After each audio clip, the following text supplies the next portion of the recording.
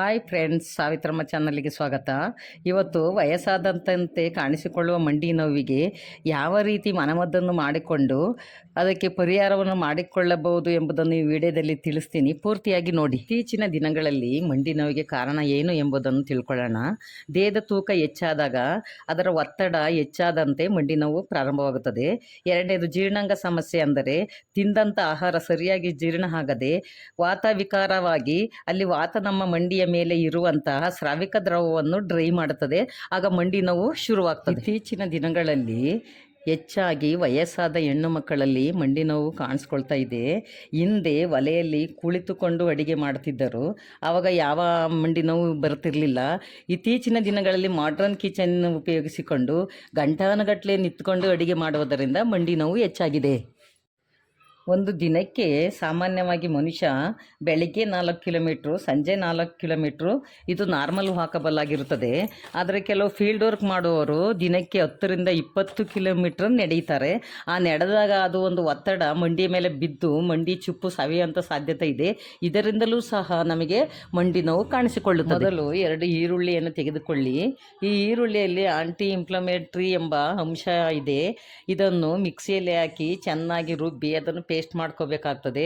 ಇದನ್ನು ಕಾಟನ್ ಬಟ್ಟೆಯಲ್ಲಿ ತೆಗೆದುಕೊಂಡು ಅದನ್ನು ಹಿಂಡಿ ರಸ ತೆಗೆದು ಅದನ್ನು ಹೆಚ್ಚು ಬೇಕಾದರೂ ಮಾಡ್ಕೋಬೋದು. ನೀವು 2-3 ಈರುಳ್ಳಿಯನ್ನು ತೆಗೆದುಕೊಂಡು ಮಾಡ್ಕೊಂಡು ಅದನ್ನು 2-3 ದಿವಸ ಇಡ್ಬೋದು. ಇದೇ ಥರ ಮಾಡಿ ಇದಕ್ಕೆ ಸ್ವಲ್ಪ 1 ಚಮಚ ಅರಿಶಿನ ಪುಡಿಯನ್ನು ಸೇರಿಸಿ 1-2 ಚಮಚ ಸಾಸಿವೆ ಎಣ್ಣೆಯನ್ನು ಸೇರಿಸ್ಕೋಬೇಕು. ಸಾಸಿವೆ ಎಣ್ಣೆ ನೋವಿಗೆ ರಾಮಬಾಣ ಅಂತಲೇ ಹೇಳ್ಬೋದು. ಇದನ್ನು 1-2 ನಿಮಿಷ ಸ್ವಲ್ಪ ಸಣ್ಣ ಉರಿಯಲ್ಲಿ ಕಾಯಿಸಿ ಸ್ವಲ್ಪ ನೋವಿಗೆ ತಡ್ಕೊಳ್ಳೋ ಅಂಥ ಒಂದು ಬೆಚ್ಚಗಿರುವಂತಾಗ ಆ ಯಾವ ಭಾಗದಲ್ಲಿ ನೋವಿರ್ತದೆ ಆ ನೋವಿಗೆ ಹಚ್ಚುವುದರಿಂದ ದಿನಕ್ಕೆ 2 ಬಾರಿ ಹಚ್ಚುವುದರಿಂದ ಇದನ್ನೇ 4 ದಿವಸ ಈ ಥರ ಮಾಡಿದರೆ ಮಂಡಿ ನೋವು ಪೂರ್ತಿ ಗುಣವಾಗುತ್ತದೆ. ನೋವಿಗೆ ಒಂದು ದಪ್ಪ ಕಾಟನ್ ಬಟ್ಟೆಯನ್ನು ತೆಗೆದುಕೊಂಡು ಅದನ್ನು ಹರಳೆಣ್ಣೆ ಅಥವಾ ಕ್ಯಾಸ್ಟರ್ ಆಯಿಲಲ್ಲಿ ಚೆನ್ನಾಗಿ ಹದ್ದಿ ಅಥವಾ ನೆನೆಸಿ ಅದನ್ನು ನೋವು ಯಾವ ಭಾಗದಲ್ಲಿದೆ ಆ ಭಾಗಕ್ಕೆ ಆ ಬಟ್ಟೆಯನ್ನು ಸುತ್ತಿ ಅದಕ್ಕೆ ಸ್ಟೀಮನ್ನು ಕೊಡಬೇಕು, ಶಾಖವನ್ನು ಕೊಡಬೇಕಾಗ್ತದೆ. ಆ ಬಟ್ಟೆ ಮೇಲೆ ಶಾಖವನ್ನು ಕೊಡಬೇಕು. ಹರಳೆಣ್ಣೆ ಬಟ್ಟೆ ಮೇಲೆ ಶಾಖವನ್ನು ಕೊಟ್ಟಾಗ ಅದು HSC70 ಪ್ರೋಟೀನ್ ಸಿಮ್ಯುಲೇಟ್ ಮಾಡುತ್ತದೆ, ನರಗಳ ಸಡಿಲಿಕೆ ಉಂಟಾಗುತ್ತದೆ.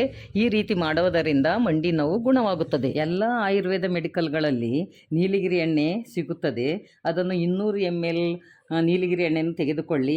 ಅದಕ್ಕೆ 2 ಔಡಲ ಗಿಡದ ಎಲೆ ಅಥವಾ ಅರಳಿ ಎಲೆಯನ್ನು ತೆಗೆದುಕೊಂಡು ಚೆನ್ನಾಗಿ ಜಜ್ಜಿ ಅದನ್ನು ಪೇಸ್ಟ್ ಮಾಡಿಕೊಂಡು ಅದನ್ನು ನೀಲಗಿರಿ ಎಣ್ಣೆಗೆ ಸೇರಿಸಿ 2 ಮಿಕ್ಸ್ ಮಾಡಿ ಅದನ್ನು ನೋವಿರೋ ಭಾಗಕ್ಕೆ ಹಚ್ಚಿ ಒಂದು ದಪ್ಪವಾದ ಕಾಟನ್ ಬಟ್ಟೆಯನ್ನು ತೆಗೆದುಕೊಂಡು ಬಿಸಿ ನೀರಿನಲ್ಲಿ ಹದ್ದಿ ಅದನ್ನು ಕಾಲಿಗೆ ಸುತ್ತಿ 10-15 ನಿಮಿಷ ಬಿಡುವುದರಿಂದ ಅದು ನೋವು ಕಡಿಮೆ ಆಗ್ತದೆ.